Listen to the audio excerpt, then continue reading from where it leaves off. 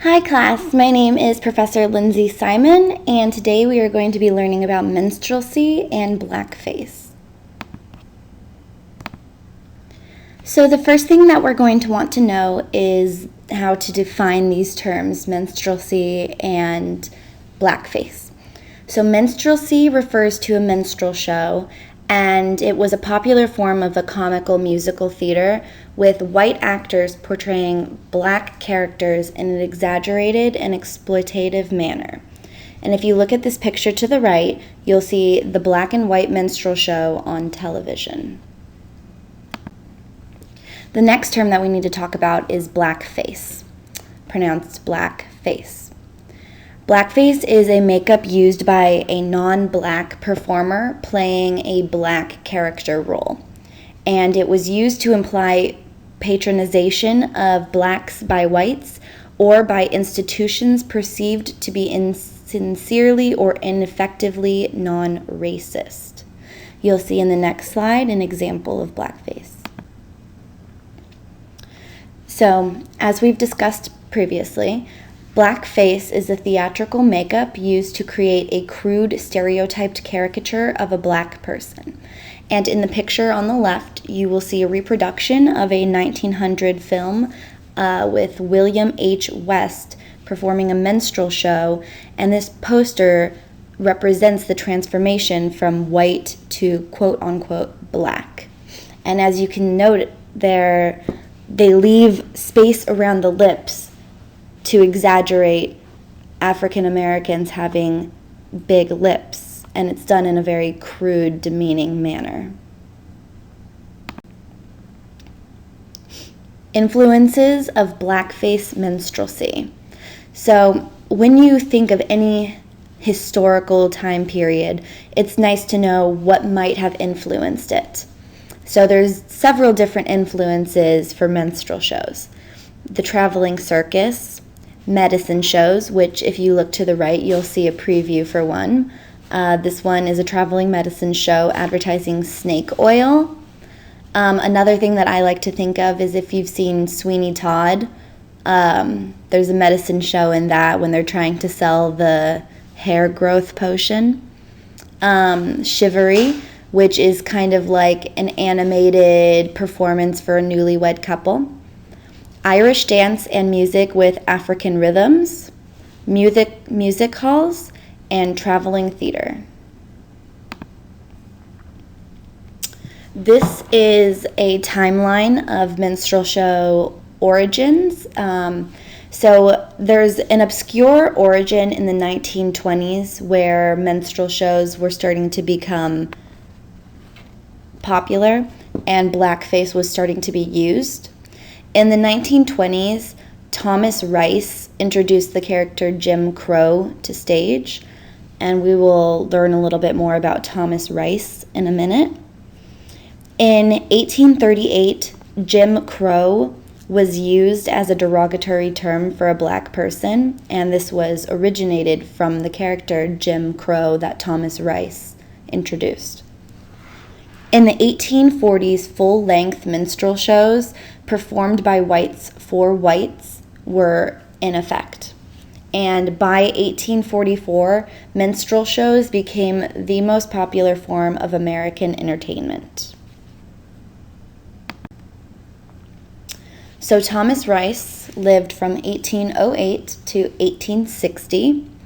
He was known as Thomas Dartmouth, quote, Daddy Rice. He was quoted to be the father of American minstrelsy. In 1828, in New York City Theater, he performed a song and dance number in blackface and tattered clothing with the character named Jim Crow. And if you look to the right, there's a portrayal of T.D. Rice as Jim Crow, estimated at about 1836.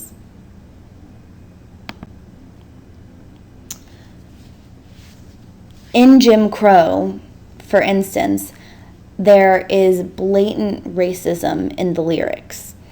To the right, you can read the lyrics, and as you notice, it is written in a crude form to suggest plantation talk.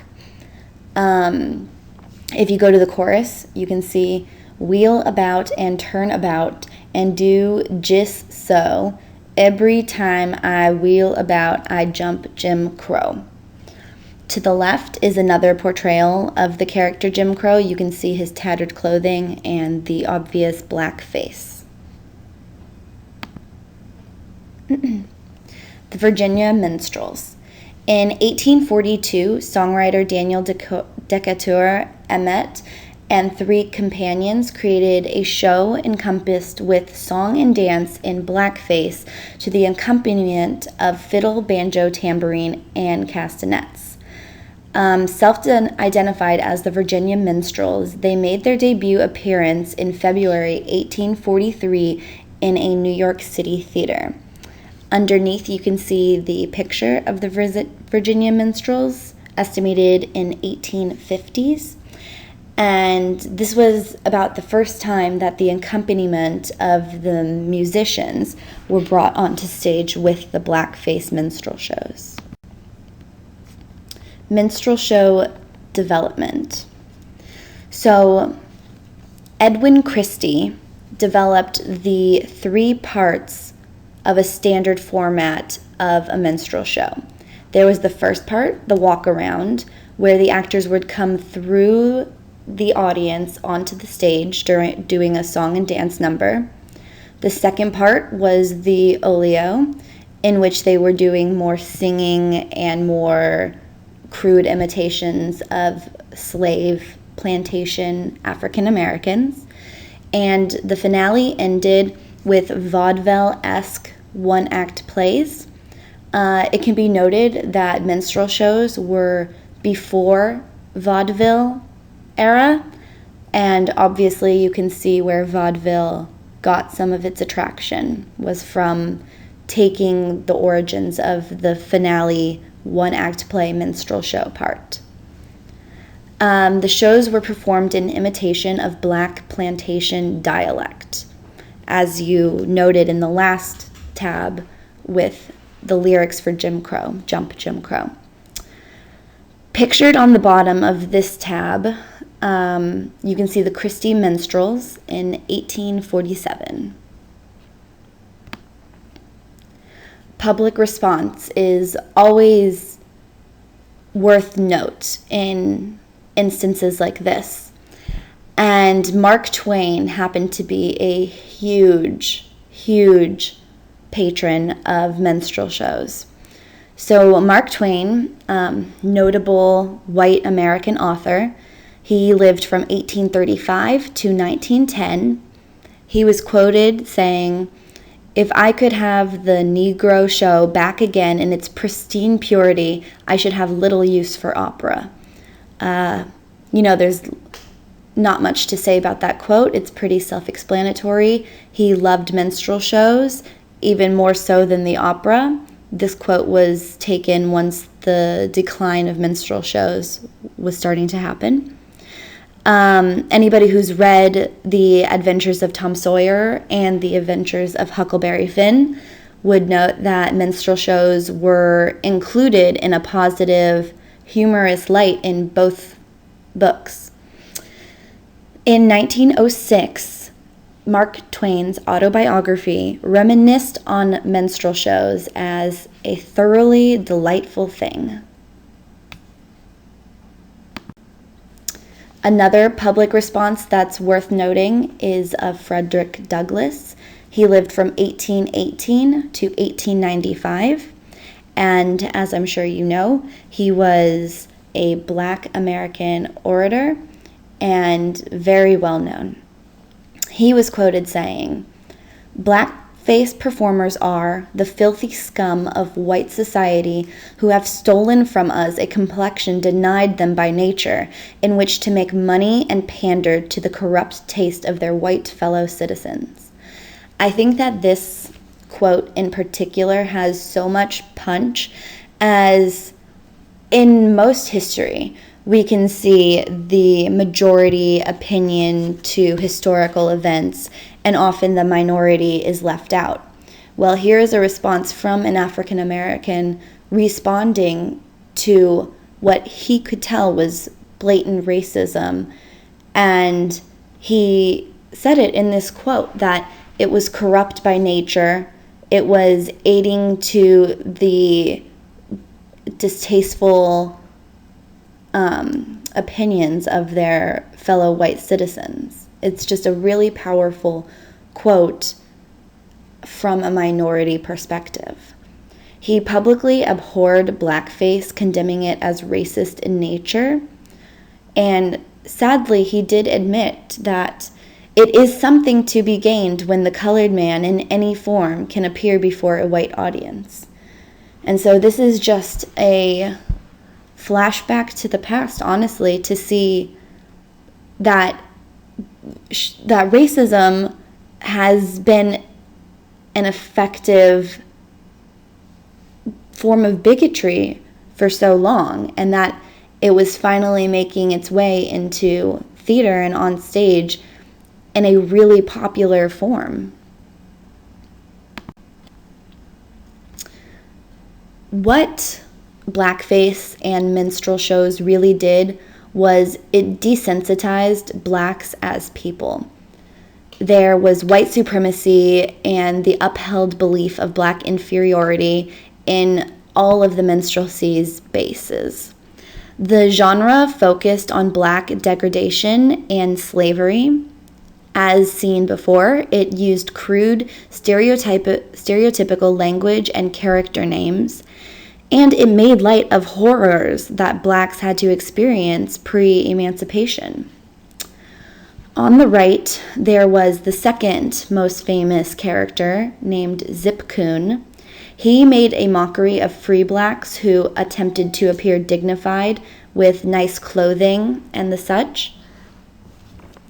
And Zip Coon, the character, had an important effect on history because his character name began to be another derogatory term for blacks. The word coon, and this is its origin, is from something that white Americans would watch for pleasure. Another unsettling thing to note is that it seems that nobody was free from blame for racism. As you can see on the left, America's sweetheart, Judy Garland, can be seen donning blackface in a 1938 film called Everybody Sing.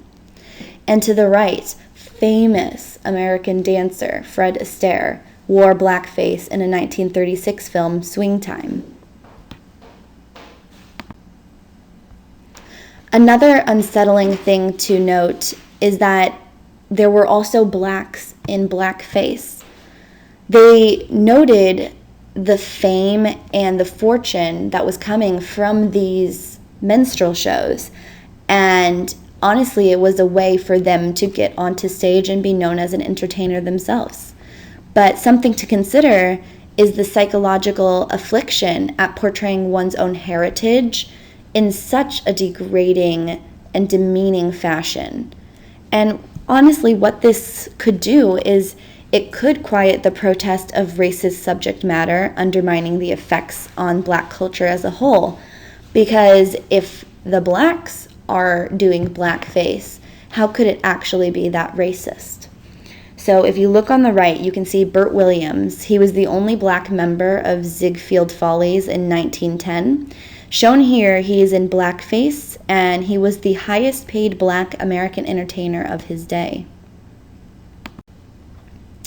Example of blackface in film. If you watch Yes Sir, Mr. Bones, you can see the crude and exaggerated form of a plantation worker that's portrayed in the show. In the clip below, if you click on it, you can see a clip from the show, and it has a white woman, and she calls this man stupid, and, you know, he's making jokes about his own intelligence, and it's really degrading, and it's sad that this was ever popular. The other thing that's scary and necessary to know is that there are still forms of blackface in contemporary films. Even despite the horrible connotation, despite the historical context, we see on the left white American actor Robert Downey Jr. in Tropic Thunder, and on the right, white American actor C. Thomas Howell in Soul Man, 1986.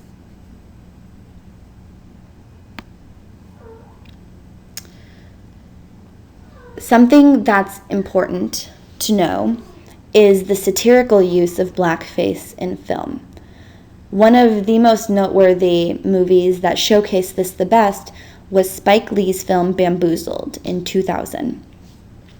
It showcased the undeniable racism incorporated with blackface minstrel shows, and Spike Lee makes clear his disgust for blackface theater and the corruption it ensued. On the right, you can see the cover for his movie Bamboozled, and even the cover has a lot to say, with a black child eating a watermelon, and there's cotton under the Bamboozled sign. Just blatant stereotypes with Black Americans. On the left, you can see director Spike Lee, an African American himself. The plot of Bamboozled is a frustrated African American TV writer proposes a blackface minstrel show in protest, but to his chagrin, it becomes a hit. In Bamboozled, both whites and blacks are wearing blackface. Spike Lee did this to imitate history, but also to show the point of blacks coming into this fad for the monetary success that it had. Ironically, critics lambasted Lee's film for being innately racist itself, both with its portrayal of unconsciously racist white folk and crudely exaggerated black folk. Spike Lee's message. For those who didn't miss the obvious satire in Spike Lee's film Bamboozled, a message can clearly be discerned about Lee's feelings towards blackface minstrel shows and the culture that surrounded them. So, Bamboozled, characters and thoughts. The first character, the main character, Pierre Delacroix. Seemingly in control of his life, he still falls puppet to society. This is seen in the changing of his name from Pierce Dontham to the dignified Pierre Delacroix. The second character to note is Dunwoody, Pierre Delacroix's white boss. He is a white American who, because of his marriage to a black woman and his 2 interracial children, he claims to know blacks better than Delacroix. He uses the word Negro in casual talk and at constant use. To the right, you can see Dunwoody, a white American, in his office. He is showcasing his embrace of black culture by displaying posters of African American athletes in his office. As you can see, they're all African American. Spike Lee did this on purpose. And if you look on his desk, you can see African culture artifacts, just showing that Dunwoody thinks that because he has posters and artifacts and a wife who is African American, that he can connect with that culture. Bamboozled. Negro is just a word. So another thing that Spike Lee includes in the film Bamboozled is the constant use of the word Negro. Dunwoody's casual use of this obviously derogatory word is seen constantly. There is a scene where Delacroix protests. Dunwoody still insists on using it, quoting, "Quentin Tarantino was right. Negro is just a word." Lee shows that despite its historical and racial connotations, this word has still been deemed as acceptable. On the right, you can see famous director Quentin Tarantino, of whom Spike Lee has openly criticized many times for having an obsession with the word Negro. In fact, Quentin Tarantino has included it in every film that he has made. Bamboozled. Gangsta rap is the 21st century minstrel show. Amongst minstrel shows in themselves, Lee is also criticizing gangster rap in his film as portrayed by the Mau Mau's. On the left, you can see one of the Mau Mau's gangsters, played by rapper Mos Def. Lee comments that most figures in rap and hip-hop serve to just maintain black stereotypes of violent, uneducated criminals. This can be seen in any kind of contemporary rap lyrics. They tend to have a more thuggish connotation and subtext. Despite rappers' perceived intentions to create a positive light on their race and culture, they instead have created degrading lyrics and images that display blacks as a whole at a lower level. Minstrel shows in U.S. cultural history.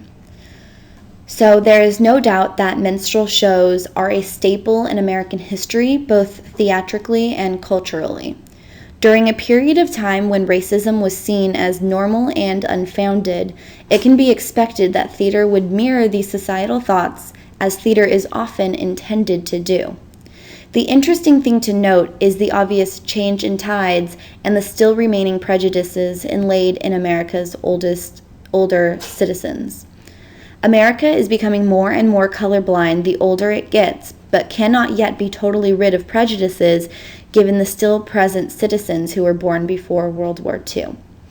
So my grandfather, who was born in 1926, he is a perfect example of this. When I told him the subject matter I was about to be discussing, he, with a smile on his face, reminisced of minstrel shows and called them fantastic and a great time. And he said it was okay because it was blacks making fun of other blacks. It's hard to combat this position with somebody who grew up in a different time. But for somebody who was born in, say, the 90s, as I was, it's hard to believe that that was ever a thought, which is something to be said of today's society, something good to be said. U.S. culture continued. Minstrel shows and blackface have a very interesting purpose in American theater history, as they so visibly document the racial separation from the 1820s to present time. Whereas other forms of theater may have been all-white cast or all-middle-class characters, minstrel shows finally bring blacks on stage, but in a crude and degrading manner. I am saddened by the history of my country and an art form that I love, but I am so pleased to see the constant improvement in equality for all.